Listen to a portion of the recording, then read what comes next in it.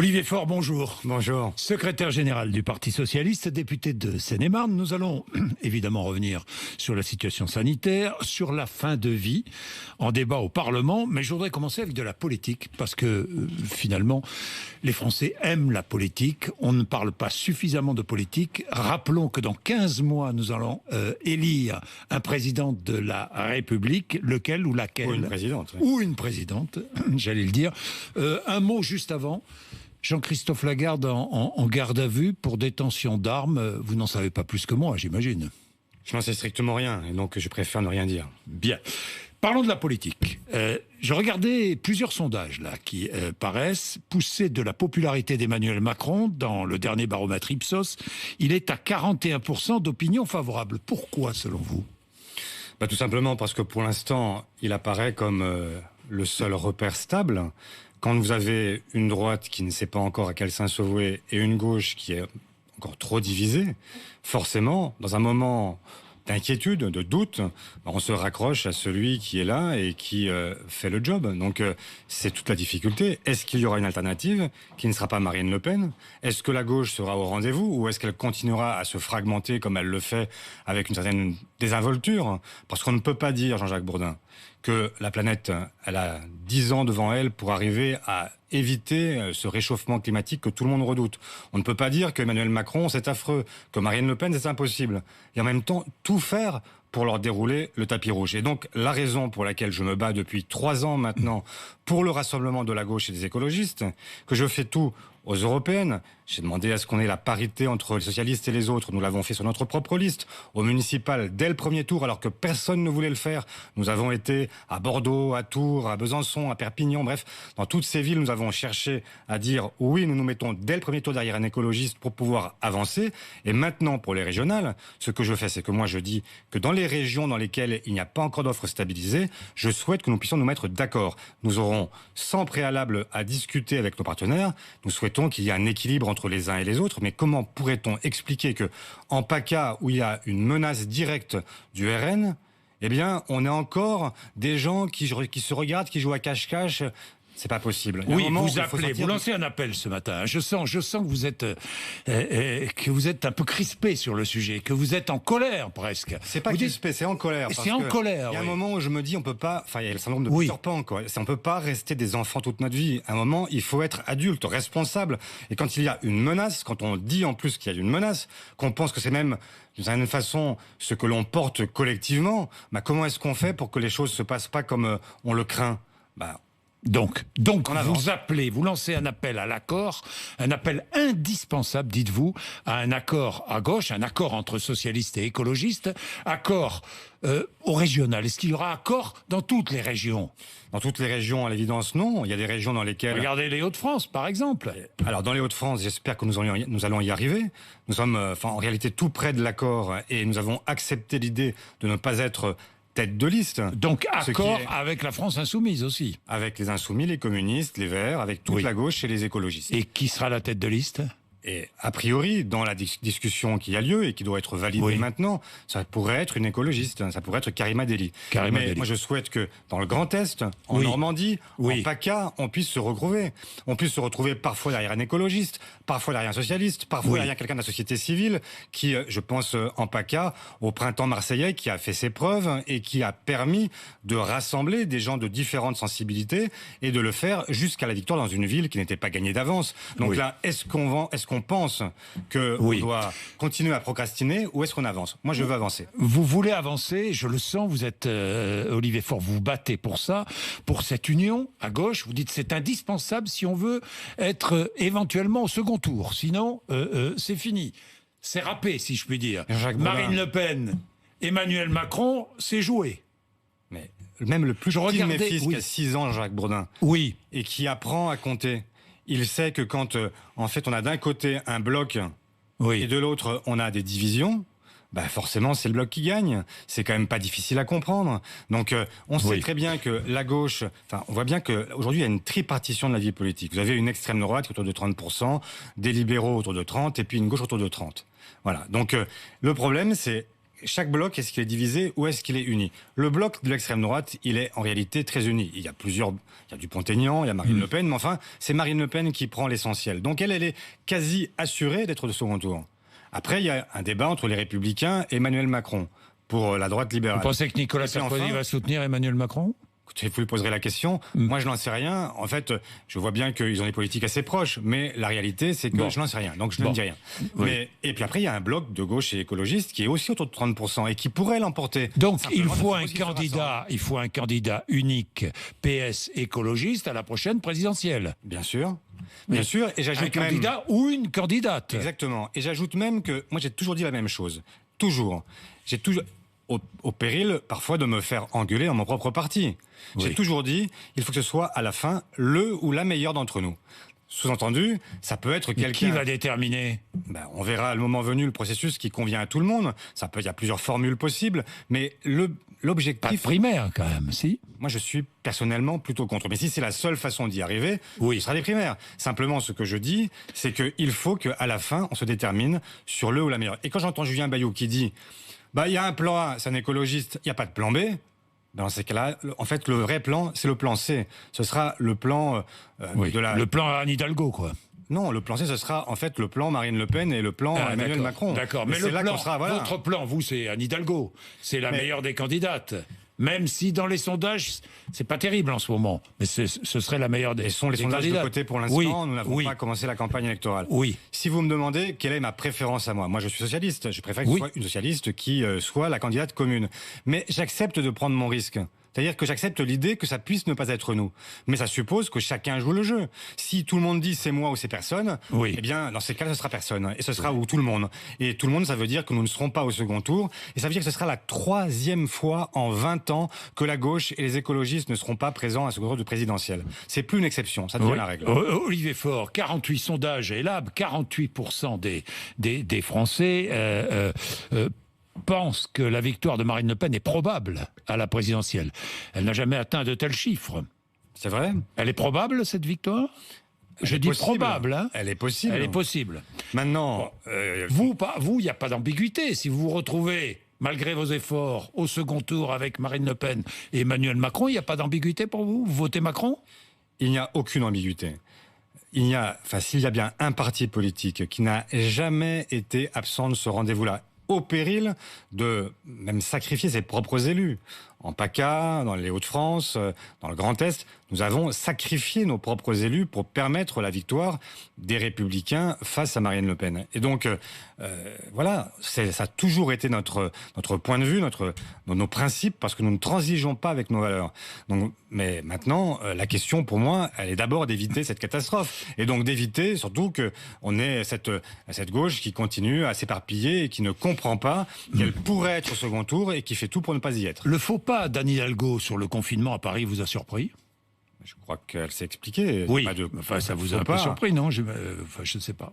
Moi, je crois avoir compris qu'elle n'a jamais proposé le reconfinement et donc elle a fait des propositions qui sont dans le débat public et c'est plutôt sain qu'on ait un exécutif qui rentre en débat avec les exécutifs locaux. Proportionnel aux législatives de 2022, trop tard, a dit hier le président de l'Assemblée nationale. Donc, si j'ai bien compris, c'est terminé. Vous n'étiez pas très favorable à la proportionnelle. Moi, je suis favorable à l'idée qu'on puisse débattre d'un mode de scrutin quand on le lie à une réforme constitutionnelle. Je suis pour une évolution des institutions de la Ve République. Je pense que la présidence jupitérienne, c'est fini. On en a assez soupé. Elle a été hyper-présidente sous Nicolas Sarkozy. Elle a été jupitérienne sous Emmanuel Macron. Et qu'on en a vu les limites. On ne peut pas avoir un homme ou une femme qui décide pour tout le monde. Donc il faut un équilibre entre un mode de scrutin et puis des institutions. Et par ailleurs, c'est vrai que personnellement, je suis attaché à l'idée qu'on se fasse élire sur son nom, que les électeurs puissent choisir. Imaginez qu'on ait des listes départementales ou régionales.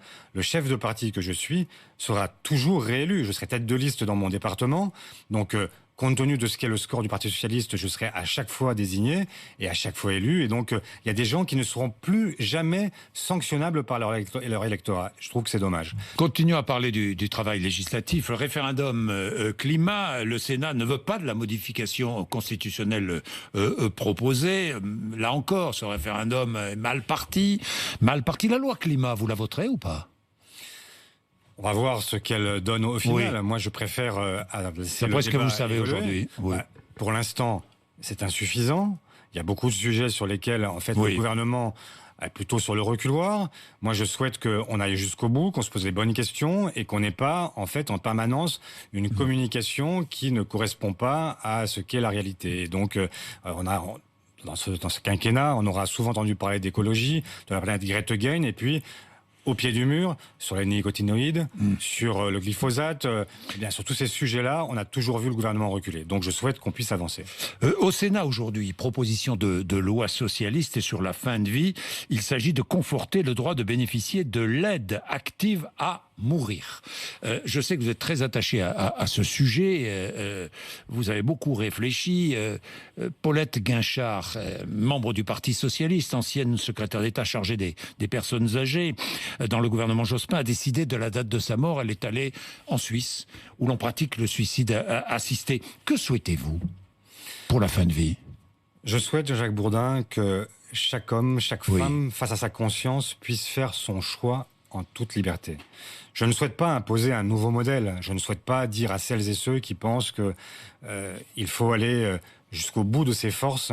Je ne souhaite pas leur imposer le suicide assisté. Je ne souhaite pas leur imposer l'euthanasie. Et je comprends très bien qu'il y ait des convictions différentes. Et d'ailleurs, je n'emploie jamais l'expression le droit de mourir dans la dignité, parce que je pense que la dignité est une affaire personnelle et qu'il n'y a pas de mort plus ou moins digne. Il y a simplement une liberté qu'il faut accorder. Dans un pays qui se veut laïque, où rien ne devrait dominer notre propre choix, il n'y a pas un État qui aurait une morale à imposer à ses habitants. Donc, il y a ses citoyens. Et donc, moi, je souhaite qu'on ait cette grande loi de liberté et que chacun, face à la maladie, face à la souffrance, eh bien, puisse avoir la possibilité de dire « voilà ce que je veux ». La situation sanitaire, Olivier Faure, vous êtes député de Seine-et-Marne, donc en Île-de-France, confinement prolongé ce week-end à Nice, confinement prolongé à Dunkerque pour 3 week-ends. Les élus de Dunkerque, de Nice protestent en disant « mais il y a 2 poids 2 mesures dans ce pays. À Dunkerque, à Nice, on confine, et en Île-de-France, on ne confine pas. Pourquoi ? Est-ce qu'il y a 2 poids 2 mesures, une inégalité territoriale ? Il y a des territoires différents et il y a des réponses différentes selon les territoires. Alors donc vous comprenez le gouvernement? Ah ben, bien sûr, là, sur ce point particulièrement, oui, je comprends le gouvernement. Pourquoi? D'abord, y compris, je me rappelle que les élus dans ces territoires que vous venez de mentionner, à Nice, à Dunkerque, etc., ont posé la question, ont souhaité en fait des mesures plus restrictives compte tenu de ce qu'était le taux d'incidence dans leur département. Là, à Nice, ils protestent. Désormais, ils protestent. Oui. Ils n'ont pas toujours protesté. Non. Voilà. Donc, on a effectivement eu, au départ, une discussion. Et ce que j'observe, comme chacun d'entre vous, c'est que les modes de vie, que la façon d'habiter, la ville, la densité, la capacité de résilience, notamment hospitalière, est différente d'un territoire à l'autre. Et donc, il faut tenir compte de ces spécificités pour pouvoir avoir la réponse la plus adaptée et qui soit aussi la plus acceptable. Regardez aussi ce qui se passe avec nos jeunes. Est-ce qu'on va continuer 1 an après à continuer à les confiner? Je ne veux pas dire qu'il y a un rapport trop direct entre les risques qu'on observe partout en France et le confinement, mais malgré tout, il faut quand même se poser des questions sur l'impact psychologique, psychique. Et donc, il faut mesurer l'ensemble de ces éléments-là et prendre les décisions qui s'imposent quand elles s'imposent. Pour l'instant, il me semble que nous pouvons encore essayer de tout faire pour éviter le confinement en région parisienne, où ça aurait des conséquences à tout point de vue.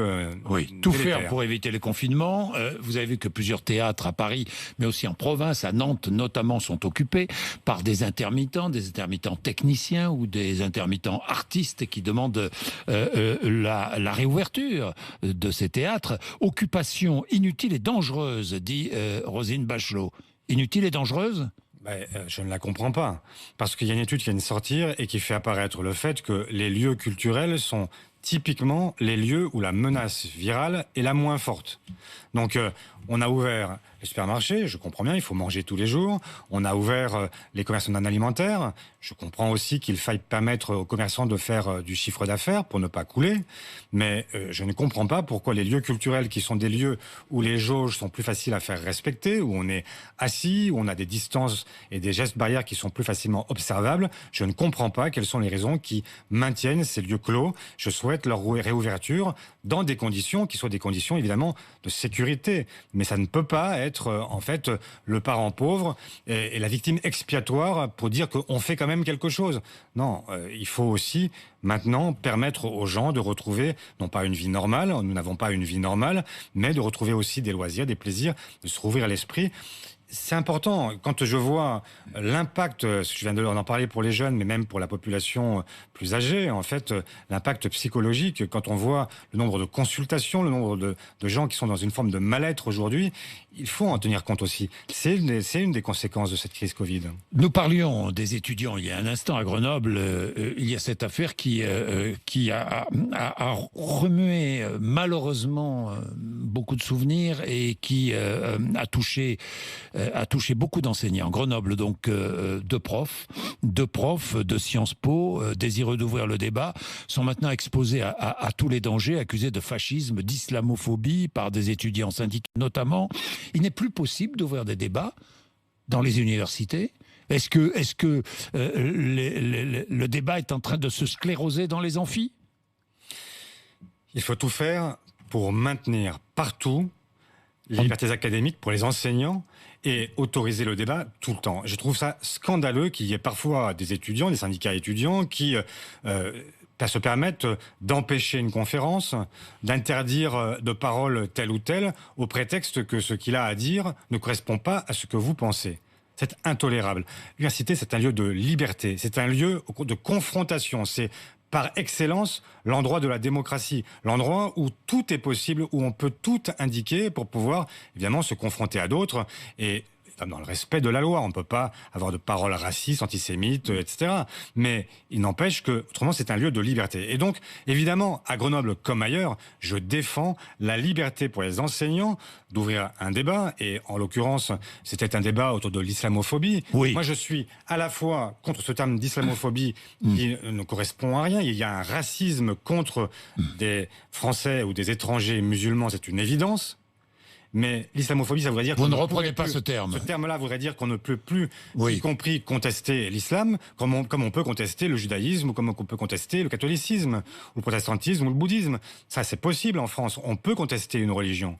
En revanche, on ne peut pas stigmatiser celles et ceux qui croient, ce qui est différent. Et donc, moi, je souhaite qu'on ne puisse pas parler d'islamophobie, pas plus qu'on ne parle d'islamo-gauchisme, qui est un terme très générique et qui, là aussi, est une condamnation contre la Manuel libre Valls pensée. dit que l'islamo-gauchisme, c'est une alliance entre une partie de la gauche et l'islam politique. Non mais, ce que Manuel Valls se dit... Oui. Très bien, il le dit. Moi, ce que je vous dis, c'est que c'est un concept qui est extrêmement flou, qu'il donne le sentiment qu'il y aurait une complicité objective même active, entre une part de la gauche et le terrorisme. Mais franchement, cette accusation est monstrueuse. Il y a des gens qui sont, bien sûr, à gauche. Vous avez des gens qui ont considéré que le musulman... L'islam politique, peut-être pas le terrorisme, n'allons pas jusque-là, mais peut-être... L'islam politique, c'est le premier pas. On sait très bien que le glissement est rapide entre l'islam politique et le terrorisme. Oui. Et qu'il y a un sous-entendu qui est énorme. Et donc, moi, je ne veux pas laisser penser qu'il y a des gens qui sont aujourd'hui... c'est parce que vous êtes un décolonial, et je ne suis pas un décolonial au sens où on l'entend dans les recherches décoloniales, mais on va pas non plus commencer à empêcher le débat au prétexte que ce serait le glissement vers le terrorisme. Il y a quelque chose qui ne colle pas. Il faut maintenir, je l'ai dit Jean-Jacques Bourdin, les libertés académiques pour tout le monde. Il faut défendre aussi bien les uns et les autres la liberté de penser, la liberté d'exprimer, la liberté, dans les limites de la loi, de dire son opinion. Elle doit être un impératif dans une démocratie. J'ai une dernière question sur ce qui se passe à Lyon. C'est une première en France, puisque la ville de Lyon veut un budget genré. Il s'agira, pour le sport, la culture, de regarder, je ne sais pas moi, combien d'hommes et de femmes visitent une expo, qui fréquente, s'il y a plus d'hommes ou de femmes qui fréquentent un stade ou dans les jardins publics. Qu'en pensez-vous ? C'est une bonne idée? C'est une... Je pense que la question du genre est une question qu'on ne peut pas évacuer. Oui. Et même s'agissant du projet des socialistes pour l'élection présidentielle, on va mettre en place ce qu'on appelle un gender editor, alors ce que vous connaissez peut-être dans la presse davantage que dans les partis politiques, c'est-à-dire que on se pose la question de ce que sera l'impact sur la population masculine, la population féminine. Est-ce que ça va avoir un impact positif ou négatif?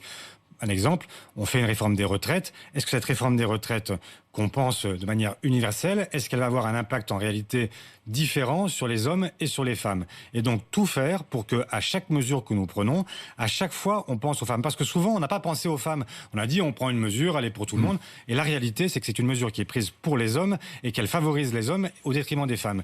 Dans une humanité qui compte pour moitié de femmes, il faut aujourd'hui enfin qu'on ouvre les yeux et qu'on fasse, qu'on observe, qu'on regarde les choses. Que chaque décision soit placée. C'est la raison pour laquelle je sous me le bats, signe de l'égalité par exemple, homme-femme. pour qu'il y ait un congé maternité de 9 semaines obligatoire. Pourquoi ? Parce que je souhaite que les hommes puissent prendre leur part à la naissance de l'enfant, pour s'occuper de l'enfant, pour s'occuper de la mère aussi, parce que il y a des sujets qui sont restés tabous dans la société française. On ne parle pas. Enfin, une femme qui vient d'accoucher, ça n'est pas une femme en pleine forme, ça n'est pas une femme qui respire la santé, c'est une femme qui vient d'accoucher souvent dans la douleur, qui a souvent des conséquences physiologiques qui sont importantes, qui peut éventuellement connaître la dépression, et donc ça suppose qu'elle soit accompagnée. Voilà. Merci Olivier Faure d'être venu nous voir ce matin sur RMC BFM TV.